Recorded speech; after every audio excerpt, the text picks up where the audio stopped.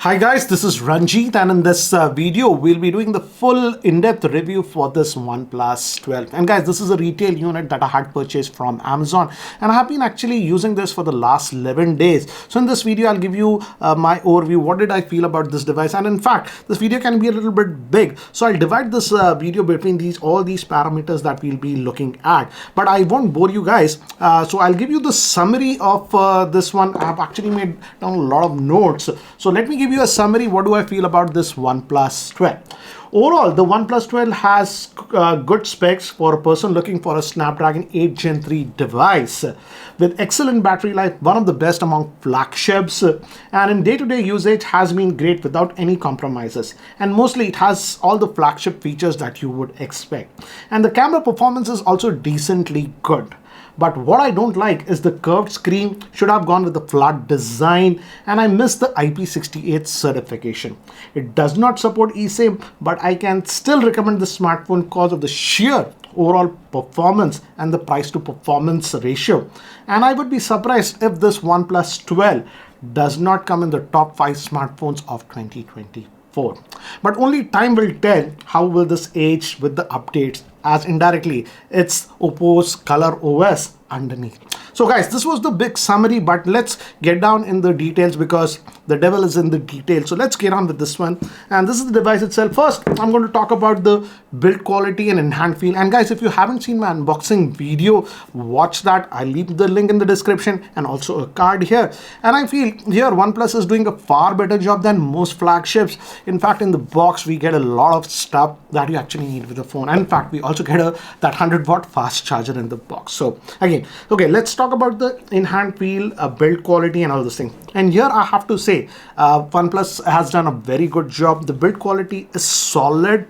I don't have any issues with this, and no panel gaps or anything like we saw in some of the Chinese variants. At least this is the Indian retail unit. I do not have any issues with that. So that way I like it. And the only thing, as I've also told in my unboxing video, is that I feel the phone is slightly top heavy because of this camera hum design. So it's slightly top heavy, I feel, but after a few days you get used to that way.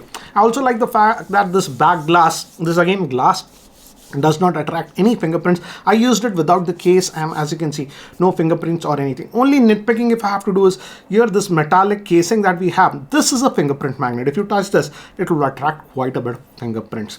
I also like the fact that the front glass is now Gorilla Glass Victus 2, which is again very, very strong. So again, durability should be actually very good. Okay, and another thing that I really like is this alert slider.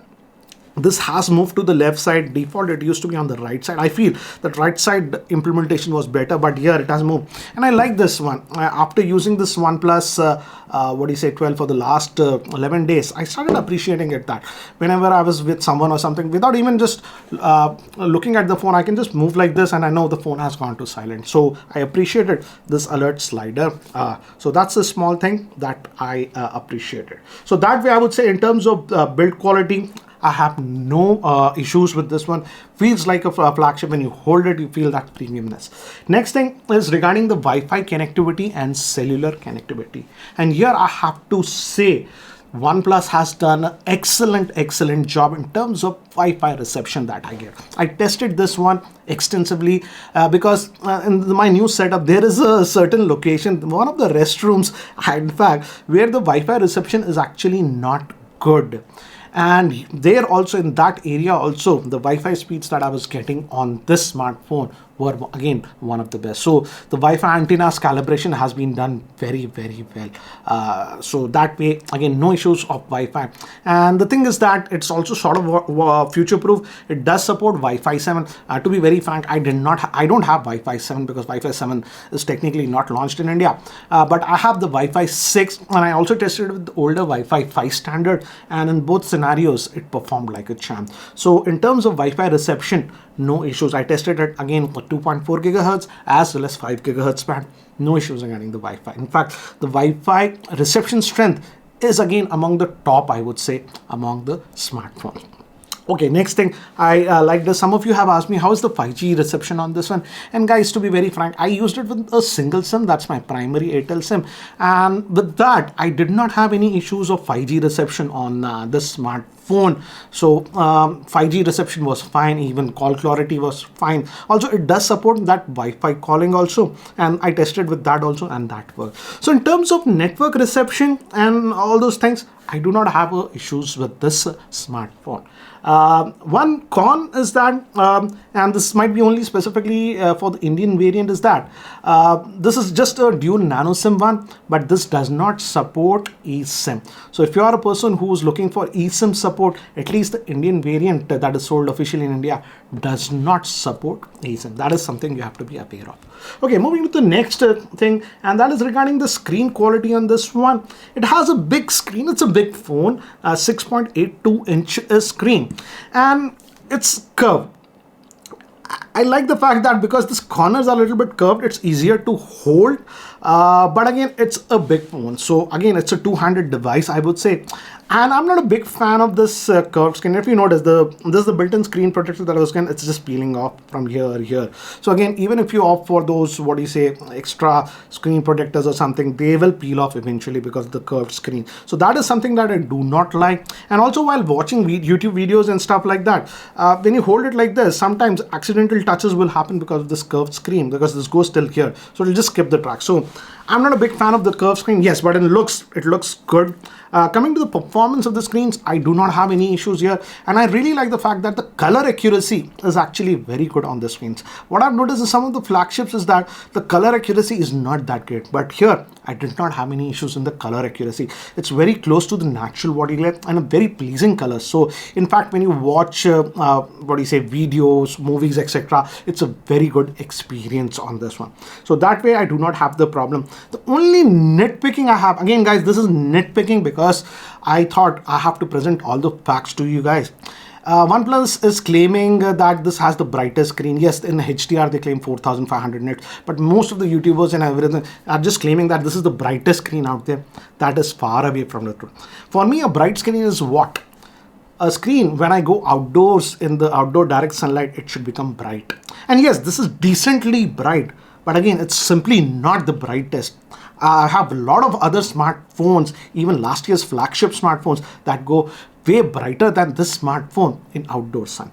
So yes, it's a decent screen, it's enough bright, but definitely not among the brightest screen out there. That is something that I just wanted you guys to know.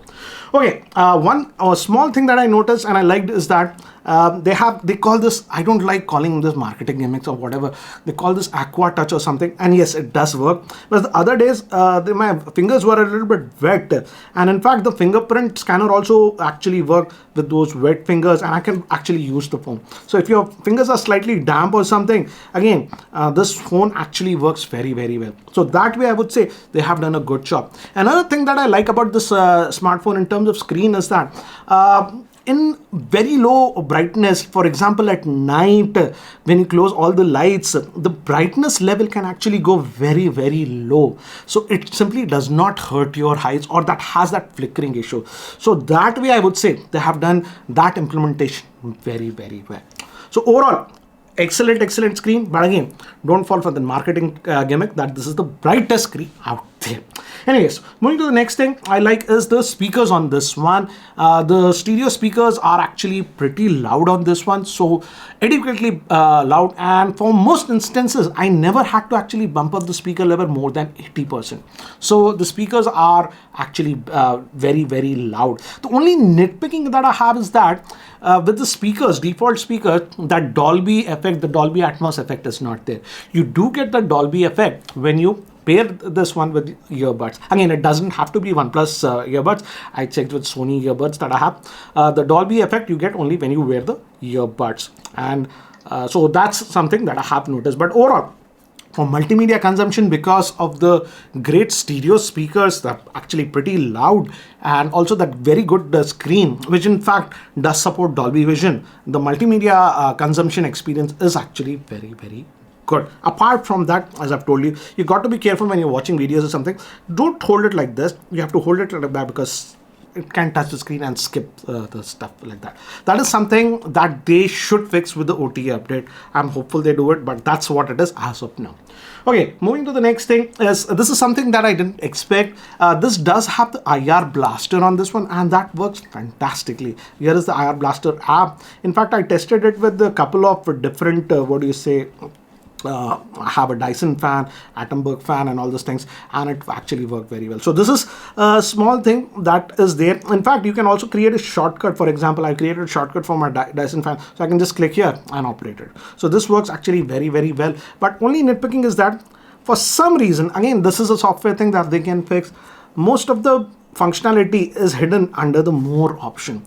Instead of, they should have given it directly on the screen. So that is something that I have noticed. But apart from that, the IR Blaster actually works pretty well on this smartphone. Moving to the next thing is regarding the processor and the user interface on this one. And again, guys, this is having the new flagship, the chipset from Qualcomm. That's the Snapdragon 8 Gen 3, which is a gem of a processor. So you don't have to worry. And I like the fact that even with the regular usage of this device outdoors on 5G, etc., the phone does not heat up. Yes, it will get slightly warm outside, but that's normal. I did not experience any issues of heating or anything with this. And in fact, one thing I like is that the UI is very, very fluid. I have actually forced it to this 120 hertz, and even this one, I did not notice any animation drops or anything like that. So that way it is very, very fluid. But again, if you are a purist, I would say, again, you will feel that the internal, some of the menus look very familiar to what is there in the Color OS. Indirectly, it's basically Color OS with the skin of Oxygen OS. But I like some of the functionality that they have given. In terms of functionality, I did not miss any features, I would say, but it's not as close to the stock Android experience that we used to get with Oxygen OS. Moving to the next thing that I really, really liked on this one, and that is the battery life that I was getting in actual usage. It has a relatively big battery. That's a 5400 milliamp hour battery. And boy, oh boy, the battery life that I was getting on this one has to be one of the best that I've seen on an Android flagship. In real world usage, you can get battery life, and this is with single SIM, guys, not with dual SIM, because my other SIM is another phone. I'm testing that device. You can realistically get 7.5 hours of screen on time to even 10 hours of screen on time. As you can see with the screenshots, the battery life that I was getting on this smartphone was phenomenal. And for most users, I would say, easily it'll last you for 1.5 days to, and if you're a sort of a light user, even 2 days between charges. So in terms of battery life, I have to say this is this benchmark as of now for Android smartphones. And yes, some of you have asked me, the battery life is better than even the iPhone 15 Pro Max. So this is my battery king in real world conditions as of now. And I like the fact that this one charges also very, very quickly. With the supplied 100-watt charger that you get in the box, it will charge fully in less than 30 minutes. So charging speeds are also very, very quick. It does support wireless charging up to 50 watts, but I could not test that because for that you have to buy a custom 50-watt charger from OnePlus. I did charge it in my car. It has a wireless charger, and yes, it did charge. But again, for the faster charging, I would just suggest use the plug it in the default charger. And I like the fact that now finally, at least I don't know when they started this, at least this OnePlus 12 is also supporting PD charging. And PD charging, I think so, it charges at about 30-35 watts or something like that. So if you even have a PD charger, you can charge it. Yes, it's not as fast as the supplied charger, but definitely you can charge now these devices even with the PD charger. Okay, now moving to one more thing that I loved on this device, and that is the haptic motor on this one. It's not just having a strong haptic motor that makes a difference, but how the OS is calibrated within. And here I would say OnePlus has done a very good job. Even when you're moving the brightness slider, you feel that haptics. In fact, when you clear all the notifications over here, you get the haptic feedback. And within the UI also the haptic feedback is done well. And that makes the overall experience of using the phone a lot more premium, I would say. Here I would say Samsung is holding itself back. That is one con that I have with most of the Samsung flagships. Their haptic feedback is simply not there.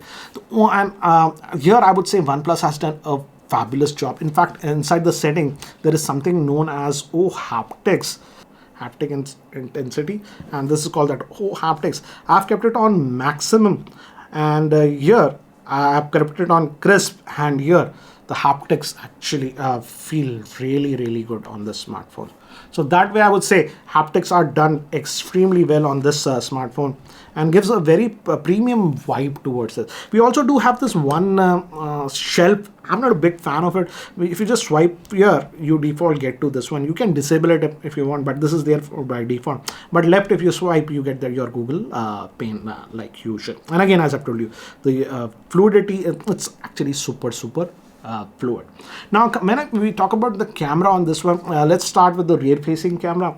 The main camera is a 50 megapixel with the f1.6 that has optical image stabilization. Then we have a new actually 64 megapixel camera. This is actually 3x zoom with the periscope. So even you can zoom up to 6x, that's double, and you don't get that loss. And then we have that 48 megapixel that's ultra wide, and front facing is this punch hole 32 megapixel. And overall, as you can see, the camera performance is actually pretty good, I would say. Yes, it's not as good as some of the other flagship that do cost a lot, but overall I would say I was not disappointed with the camera performance. And unless you are just comparing it side to side, most users will be happy with the camera performance. Yes, sometimes I feel the skin tones and it over brightens it. That's the only thing that I have noticed. But overall I would say, considering the camera performance, I would say the camera performance is decent. Is it the best among all the Android smartphones? Certainly not. I would definitely say if camera performance is your highest priority, go with the Vivo X100 that's Vivo X100 Pro or even the some Ultras of the Samsung Gen. So they have a slight edge. But again, you are paying quite a bit of premium for that. And certainly for I didn't feel handicapped when I was using this smartphone and its camera performance. In fact, coming to the front-facing camera also, I feel the front-facing camera performance has also improved on this one, and the selfies that I took came out good. In fact, I like the fact that now with the front-facing camera, you can actually shoot 4K videos. I have actually written down the final summary on my computer, so let me actually read it to you guys. My final thoughts. Overall, an excellent smartphone with good performance and outstanding battery life. I didn't have any issues while using the smartphone for the last 11 days. In fact, it was a very practical smartphone, and I feel bad. I've actually felt bad when I was moving my SIM out of this OnePlus 12 as I need to test other devices. But I feel they should have gone with the flat screen instead of this curved screen, and also drop that wireless charging feature. That way, the weight balance that is slightly top heavy would have been better. But overall, the OnePlus 12 is a solid Android smartphone.